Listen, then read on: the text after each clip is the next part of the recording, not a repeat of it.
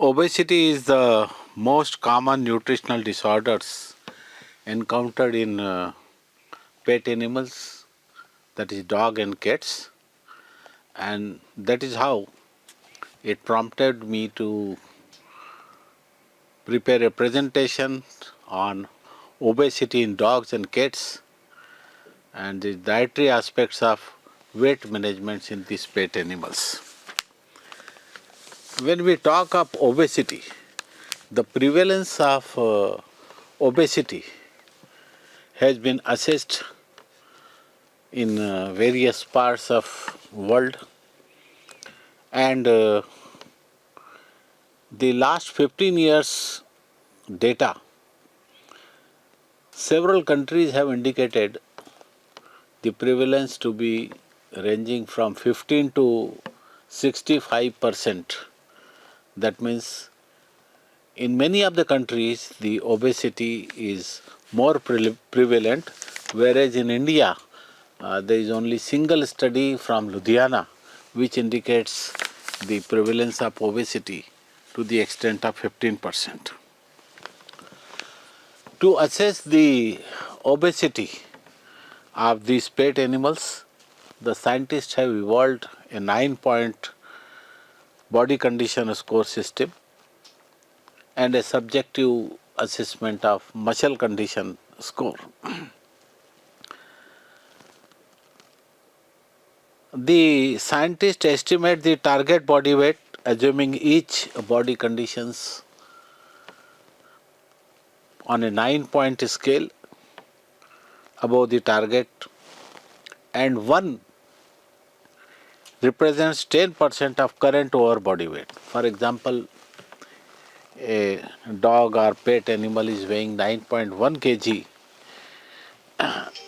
and its 9.1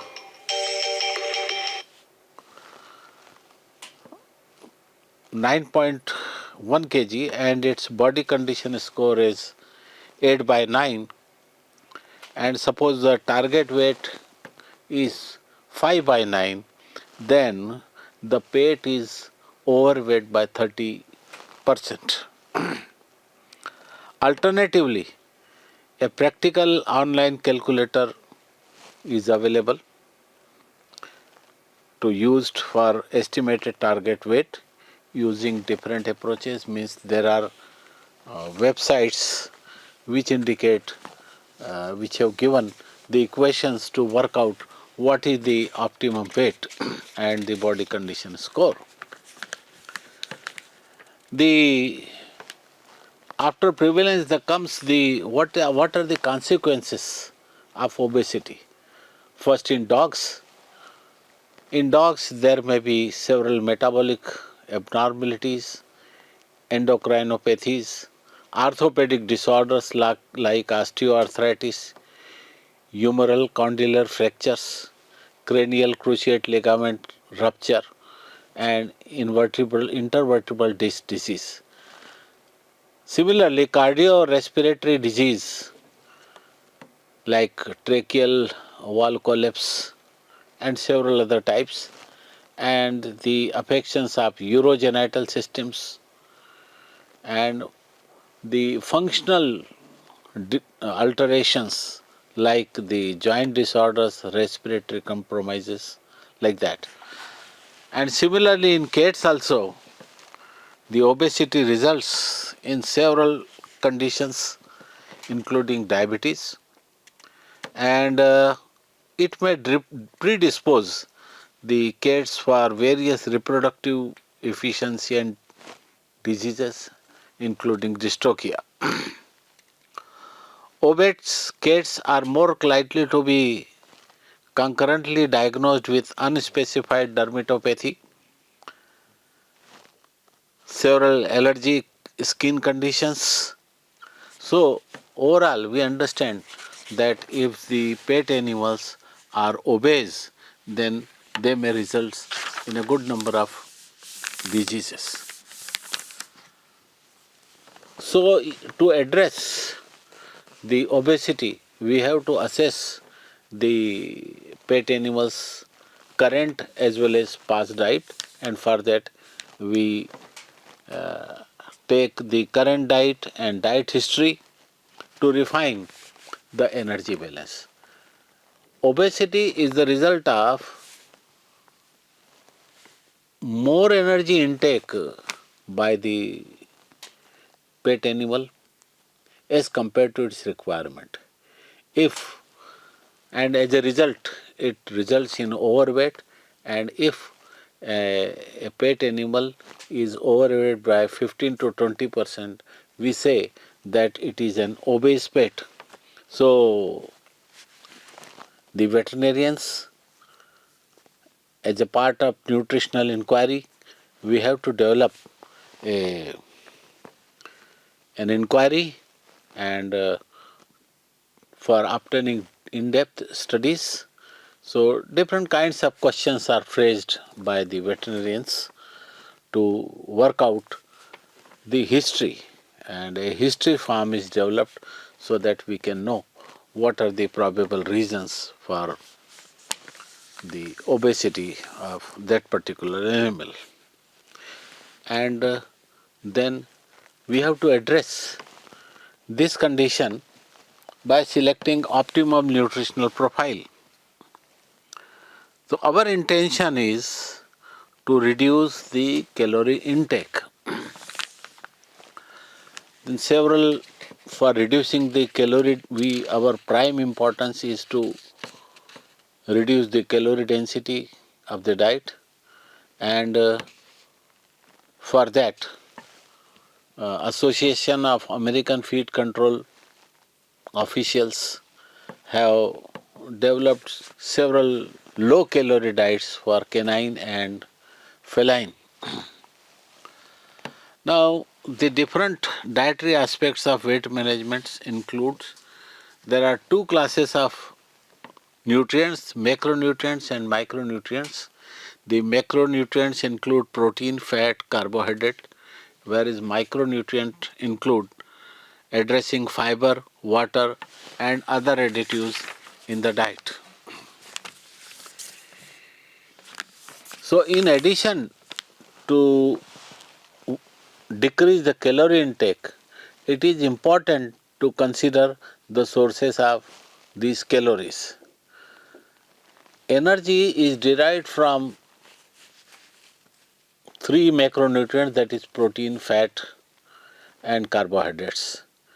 And optimal proportion of these macronutrients for each pet has to be worked out considering while selecting the diet. So macronutrient comparison has been given by several authors and have been compressed into the crude protein intake, the fat intake, the crude fiber intake, calcium, phosphorus and metabolizable energy intake. So the currently available veterinary therapeutic weight loss diets range from 13 to 13.8 for dogs and 10.5 to 13 gram per 100 13 gram of protein per 100 kilocalories for dogs and cats respectively. So there is a myth that a lower fat equates to lower calorie. That is a myth, and we have to adjust therefore the protein intake of the animal, daily protein intake of animal in relation to calories. Now with regard to micronutrients, when we control the macronutrient intake of our pet animals, it is important to consider the role of micronutrients. For example, if we give low milk fat with supplemented micronutrients like iron, magnesium, vitamin E, niacin, thiamine, vitamin B6 and vitamin B12 as part of an energy restricted diet, they contribute to the weight loss and body fat reserves, versus if we give low fat milk and we don't supplement these micronutrients, we don't get results. So while we restrict the macronutrient deficiencies, we should also consider the micronutrients, because when we supply micronutrients and restrict calorie intake, we are going to have a body loss, body weight loss, which is our purpose. We have to mind the fiber content also in the diet, and when we talk of fiber, we have to consider the solubility and fermentability properties of fiber. And a diet which is high in insoluble fiber, that is the diet which is high in cellulose and hemicellulose, that allows lower calorie density of the diet. So in a study, a high protein and high fiber diet has a greater influence on fulfilling the hunger of the animal and at the same time reducing the weight of the animal. Other important nutrients are water and certain additives. Certain additives including the L-carnitine, alpha lipoic acid, betaine, they are recommended for inclusion in the weight loss diets. Now, the importance of homemade diets, which many of the pet owners are feeding their homemade diets, it is very important. The dogs fed a homemade diet recipe had a higher daily energy requirement and were likely to use, they're likely to be less overweight as compared to if we are keeping the dogs on commercial food. Furthermore, the homemade diets are cost effective as well as they have the lower risk of obesity. So the veterinarians and pet owners, they should be encouraged to work with veterinary nutritionists to formulate a home diet. So we offer treats to our pet animals, which is mostly to show affection and for training purposes, but we have to be careful that treat should not be more than 10% of daily calories, and out of this 10%, 5% should be used for medication and 5% for treats. And if we use vegetable, then these vegetables are a great treat option for the food motivated pets. The next important aspect is the feeding management. Feeding management can make or break a weight loss plan. For example, feeding a commercial veterinary weight loss food to an obese pet ad libitum is likely not to result in success. What we can do is we can increase the frequency, feeding frequency, and reducing the time between meals.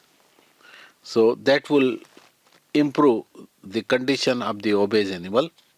We can use certain feed dispensing toys that will reduce their food consumption and time between meals and can encourage the activity.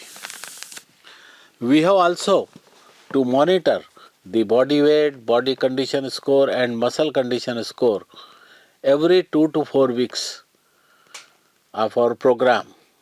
That is the time lag. It is essential to monitor when a pet is close to achieving target weight. And if the pet has achieved the estimated target weight but still has a body condition score greater than 5 by 8, 5 by 9, then weight loss should continue. We have also to see that the target weight loss is 1 to 2% in case of dogs and 0.5 to 2% per week for cats. And once a pet has achieved the target body condition score of 5 by 9, the calories need to be increased by 10 to 12%. We have to avoid rapid weight loss because it will result in the loss of lean body mass. If pet is losing too slowly, that is 1% of body weight per week for dogs and 0.5% of body weight per week for cats, then the pet parent has to implement the prescribed weight loss plan. Then it has to reduce. We have to reduce the calorie intake by 10 to 20%. And in case the obese animal is losing too fast, then we have to increase the calories. Weight loss is the initial goal, and maintenance of healthy body condition score is the long-term goal. So, the important aspect is prevention of obesity, and our priority should be prevention of obesity.